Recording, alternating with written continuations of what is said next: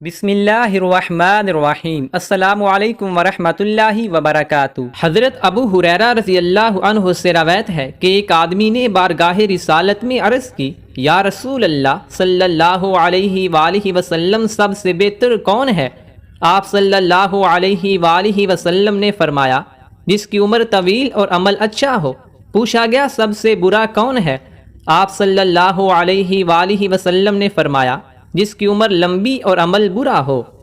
نبی کریم صلی اللہ علیہ وآلہ وسلم نے فرمایا، جو شخص چوری یا شراب خوری یا زنا میں مبتلا ہو کر مرتا ہے، اس پر 2 سانپ مقرر کر دیے جاتے ہیں جو اس کا گوشت نوچ نوچ کر کھاتے ہیں۔ نبی کریم صلی اللہ علیہ وآلہ وسلم نے فرمایا، 4 چیزیں ایسی ہیں کہ جن میں سے ایک بھی اگر کسی گھر میں داخل ہو جائے تو اسے برباد کر دیتی ہیں اور گھر سے برکت اٹھ جاتی ہے۔